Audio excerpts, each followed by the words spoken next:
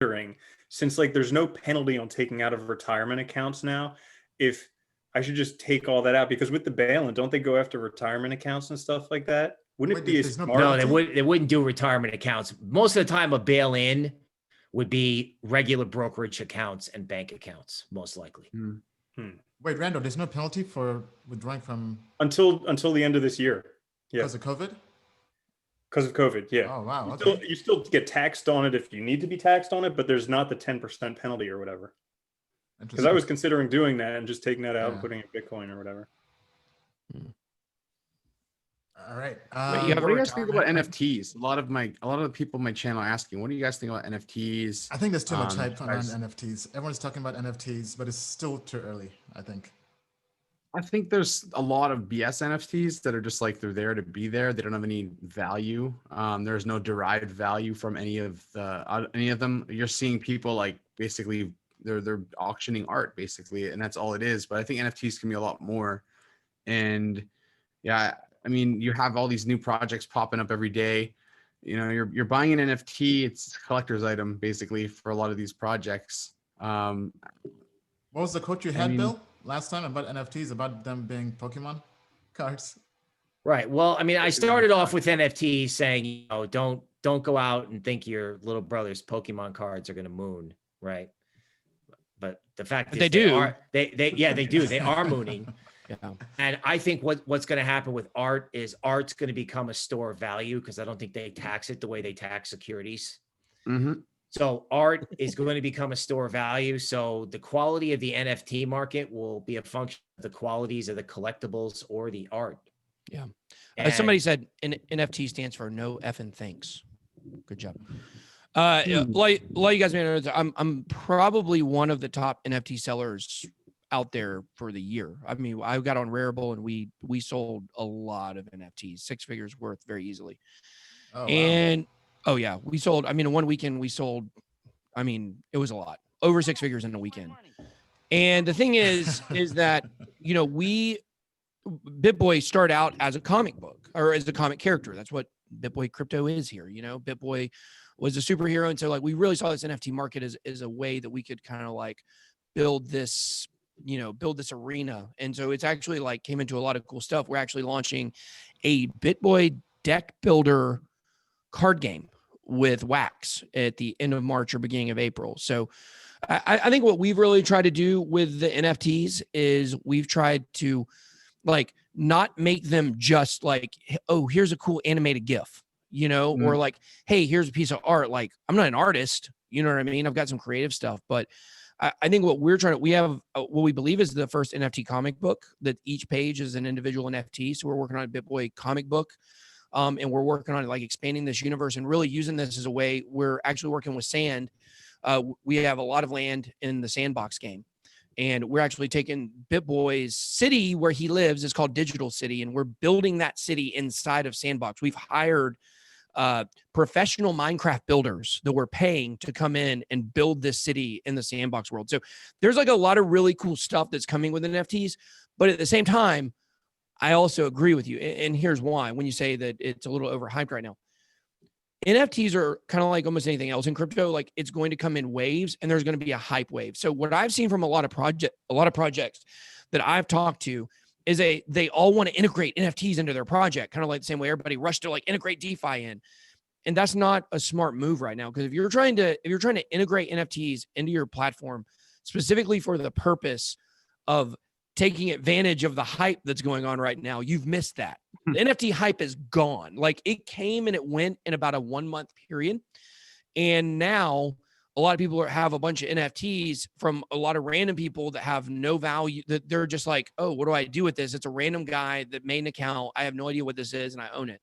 At least people that own our NFTs, like we're going to be doing airdrops. We got all kinds of stuff we're going to be doing with our NFTs. And I think if you can't have that long-term vision to say, if we're going to get into NFTs is not to take advantage of a hype. It's because we actually think that it's the future and we're willing to put in the work now for what might come 2.5 years down the road.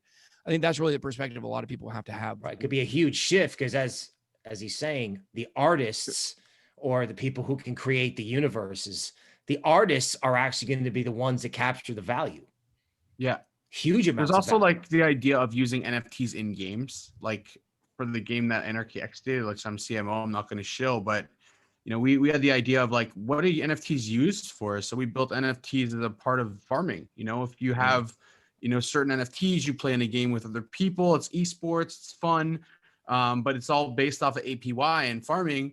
And, if you get certain, your gacha packs, like you play in the other game, and you get certain high level gacha pack cards, then you can use those to actually access a higher APY for that 1 week, and then next week you get a new gacha pack and start all over again. And then with that, we had a collectible line that goes along with it. But then it's more than just like one time, one game. It's like we're going to have a whole gaming studio so people can create their own games, bring them to the platform, and then continue the, giving them a derived base value, which I don't think a lot of people did. And if you just go on Rareables and buy cool art, it's like you own art. It's great. You can do music as well. You can do lots of stuff, which you can lock in that value.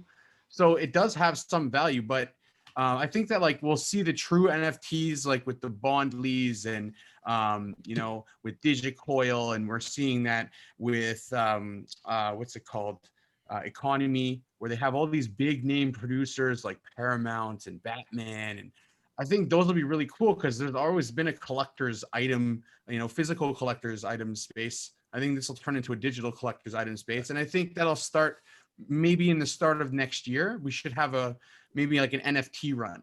So that'll be a very interesting thing to come up and start seeing. Nice comic book you got here. Big Thank boy. you. Yeah, That's we're working nice. on it. Oh man. Yeah, it's a store of value. Yeah. Yes. Exactly. It's a store. A story of value. Art is a store of value, right? So, hold on. So all this was made using Rarible. Well, yeah, they were minted on Rareable. Yeah, okay. we're actually looking at. We think we're pausing the comic book for right now because we're working on our own NFT platform, or maybe branching out to some different ones for other parts of the comic book. So, and then if anybody gets all the pages of the comic book, we're going to send them a legit paper, a physical copy as well. So we're going to be putting that together.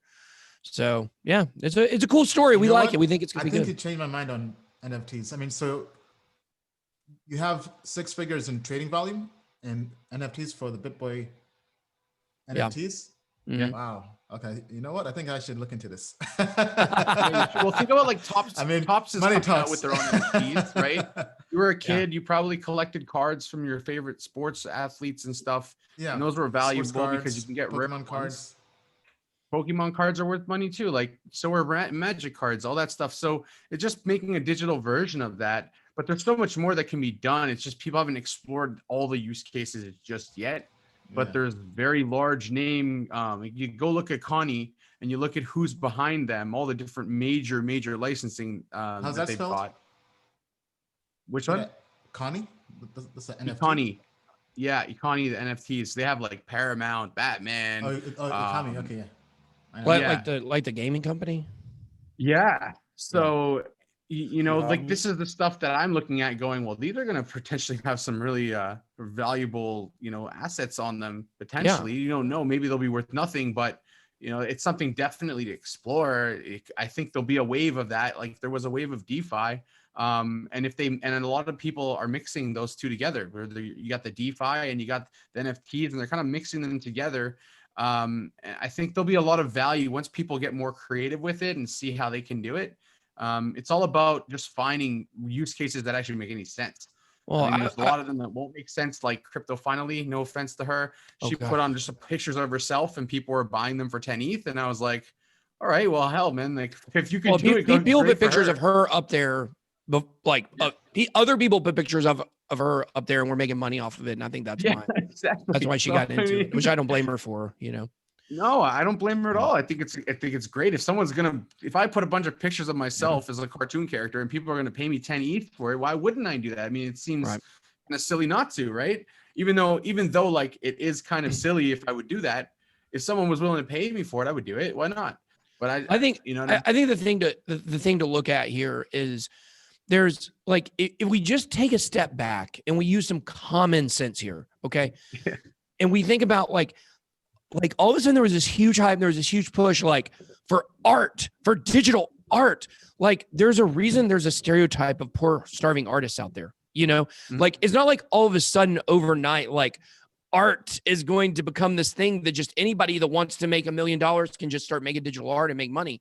Like there's no value other than like art being aesthetically pleasing, like and the rarity combined with that. Like that's all that art, so to speak, is, right? And I think what you're talking about having functionality built in, whether it's farming or other DeFi purposes, or there's actually like a larger purpose, like the comic book we're doing, like you want to get all the pages, you know, like there's got to be an incentive for people to keep buying them. And I think that, you know, this is something that is going to be big, but it's not going to be big because like all of these people that went to art school and became like artists are just going to be popping up everywhere, making millions of dollars. Like that's not a common sense. And it's also big because of what you've done with your channel. Like you could have created the same thing, and if you didn't have the platform, oh, absolutely, absolutely, Yeah. absolutely, nobody would buy it. 100%. Yeah, Absolutely. Yeah. People value, you know, what he's done. If you've provided value to other people, they'll value what you do a lot more, right?